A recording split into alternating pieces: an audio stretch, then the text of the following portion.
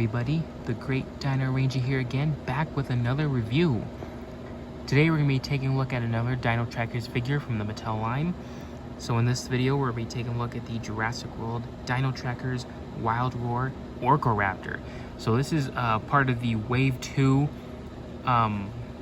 assortment for the Wild Roar figures.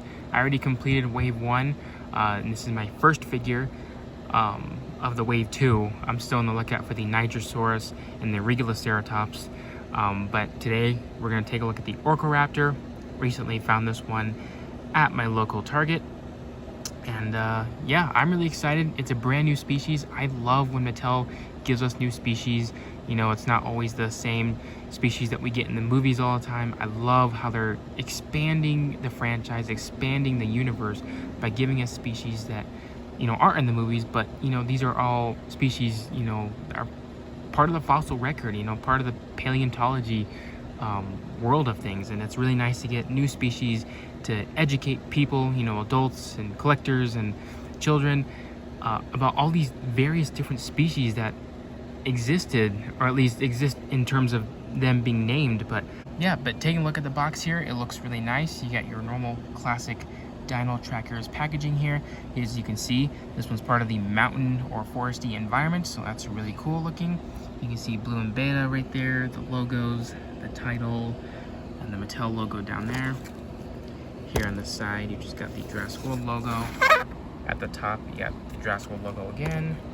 And then here on the back, you just got the Jurassic World logo and the Dino Trackers logo as well. And as we move on the back, you can see the cool little feature of what the figure does, levels of aggression, the facts app information, and as you can see, these are the other figures in the wave, or this second wave. I'm gonna look out for these two. I'm probably not gonna pick up the Irritator. I know it's cool, it's definitely a huge step up from Mattel's previous one, but I'm probably just gonna keep an eye out for the Hammond Collection one instead. So, and also it says it makes noise, so that's really good. That's basically it for the packaging. Let's go ahead and take this figure out. Alrighty, here we have the Orkoraptor out of the box, and just like all of the other Wild Roar figures, you do have to attach the tail, which comes unassembled when you open the figure. It's an easy snap in, and yeah, that's basically it. But in terms of the figure whole right here with the tail on, I am really impressed with this figure. As always with a lot of Mattel's figures, I am really excited to have this one. Like I said, it's nice to have another new species, and the overall just design and look of this dinosaur is looking amazing so far. As of right now, I can only spot one little nitpick I have with this figure, but I'll get into that later on during the review. But right now, we'll just take a brief look at the figure here in hand, and it looks really nice. Yeah, really do love this figure. The sculpt work looks amazing on it as usual, and so are the colors, but we'll do a deep dive into that in a minute. But just an overall brief preview of the figure here. It looks pretty good. So starting off with the head sculpt here, really nice sculpt work as usual with a lot of Mattel's figures. I do like the shape of the skull. I like how narrow it is. It's much better than some of the fatter or more thicker skulls that some dinosaurs that Mattel has produced. And I just like how thin this one is. It looks a little bit more naturalistic in my opinion. But yeah, really nice looking shape to the skull here. Nice amount of detail and scale work all over the top of the head here, as well as the fenestra right there, and the larger scales along the lips, the upper and lower jaws, which are looking nice. And yeah, the eye itself is nicely sculpted with a nice little sculpt work around it. The lower jaw here is decked out and a lot of nice scale work, which is looking really nice on mine.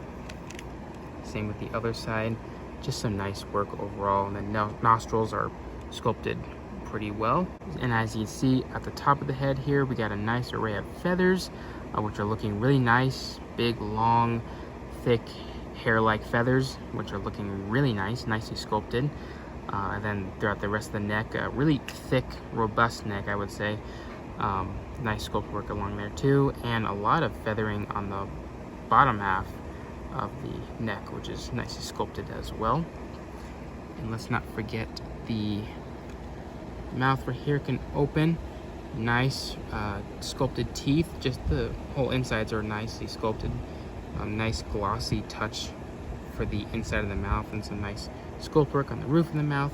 And I do like how they made this dinosaur have like a raptor-like mouth with the lips, so when it closes there are no teeth shown, and you can just see how they're just right here, and then this little open space right here for the upper teeth to lay against, which is really cool, much like the Jurassic Park raptors. Really nice. I feel like they only did that because this dinosaur is named Orkoraptor. It's going to have a raptor-like quality to it, which is not true, but a nice little feature that they have right there. Moving on to the body right here, we'll move on actually to the arms. The arms are nice and muscular, nice sculpted feathers on the arms as well, and some nice little scale work up there. The hands are massive on this figure, on this dinosaur to be exact.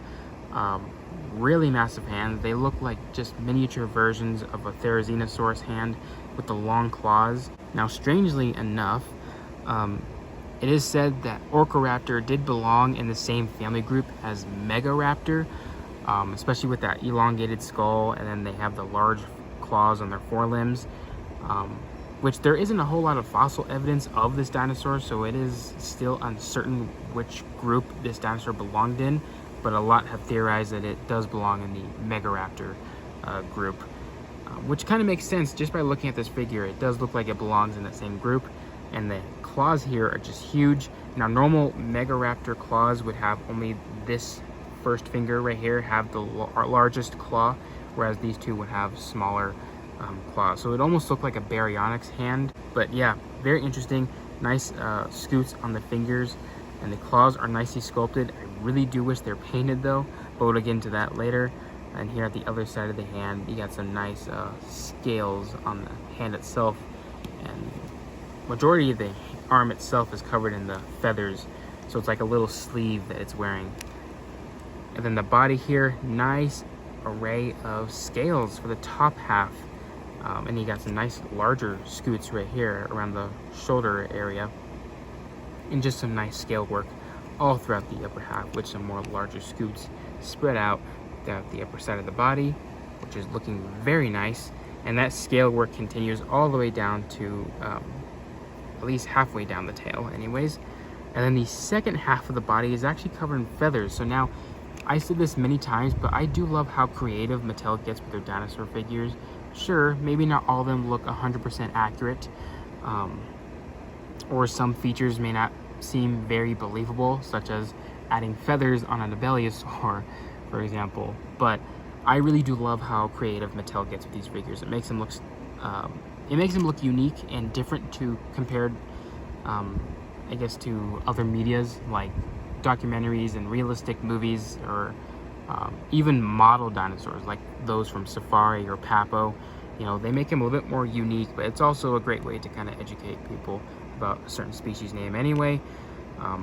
But getting onto the uniqueness of this dinosaur design, it's really cool how they literally applied the second or the lower half of the body to just be covered in feathers, whereas the top half is not. So it's a very unique design choice right there. Actually, and you can see here on the chest, it's also covered in feathers. It's just a lot less sculpted, but it is there, which is very interesting. So I can, just the way that feathers look, how it looks like thick hair, really reminds me of like a shaggy type of thick coating of fur. So kind of think about the fur or the feathering on an emu, how it looks all shaggy and rough and just thick and heavy.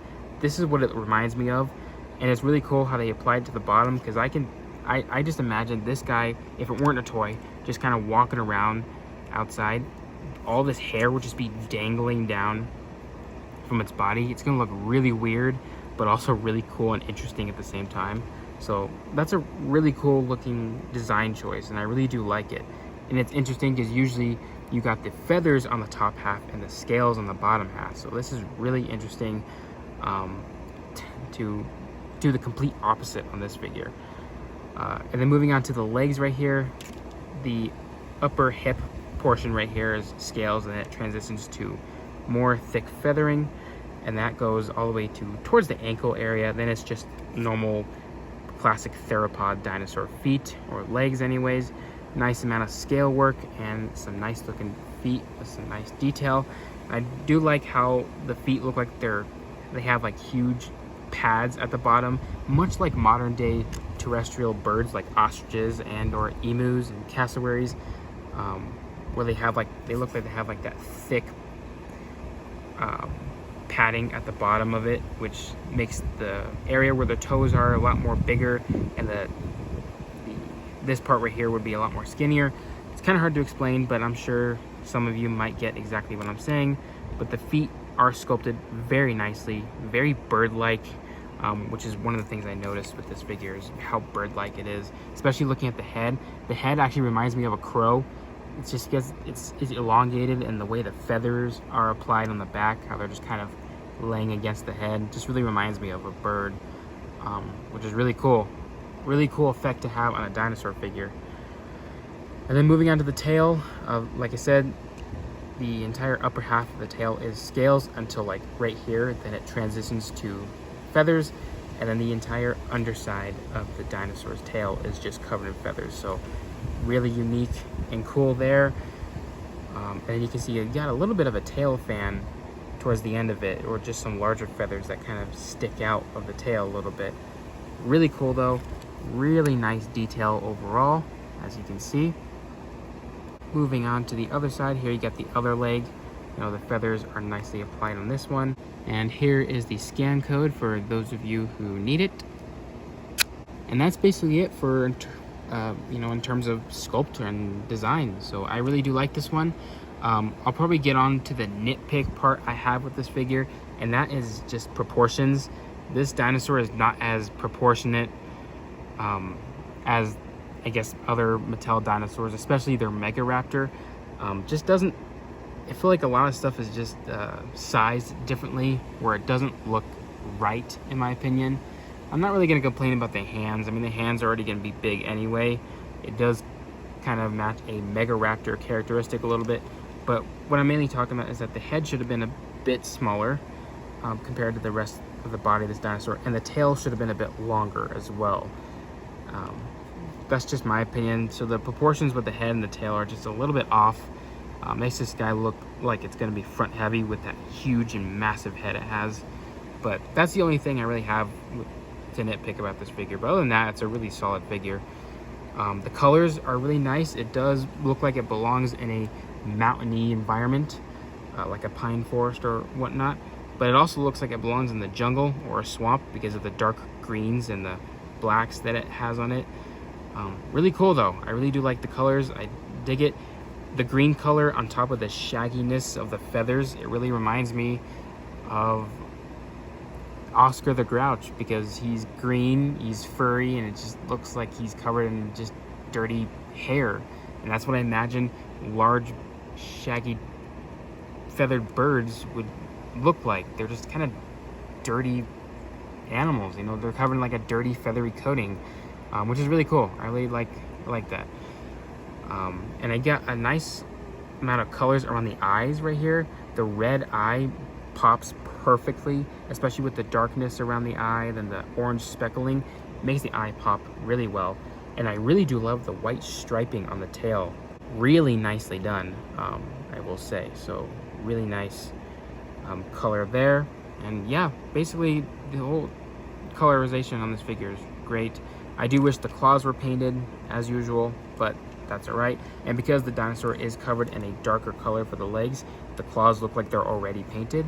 At the inside of the mouth, the teeth are painted in a nice white color, and the inside of the mouth is like a nice pink fleshy color. And I like how the fleshy color continues in that empty space between the teeth and the lips. Makes it pop and more complete. In terms of articulation, you got the arms right here that can rotate 360 all the way around, and they can pivot in and out, so nice range of motion there. The legs can move 360. Hopefully it's not hard to see, but 360. And they can pivot in and out. And that's basically it. Oh yeah, and the tail can also rotate, but we don't really get into that. And that leaves us with the action feature. So you got the little button right here for these wild roars, that if you move it from side to side, it makes the head move rotate from side to side with the mouth opening, and it makes some noises. So let's go ahead and test that out and take a look at the noises. We'll take a look at the smaller noises first.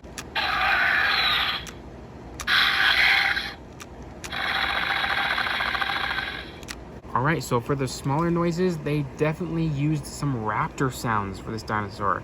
It's almost like if a dinosaur has the word raptor in its name, it's going to have some sort of raptor sounds. Which is really interesting, kind of weird to see a dinosaur with raptor sounds that's not a raptor to begin with. But very interesting. I do like the sounds though, because with the Mattel figures, they don't really apply electronics to their smaller figures, so it is nice to get velociraptor electronic sounds. It's just kind of weird to apply that to a dinosaur that's not even a raptor. So really interesting. I do like the sounds though, nonetheless. I like that purring, growling sound that classic Jurassic Park raptors make, so that's really cool. But let's go ahead and take a look at the larger sounds.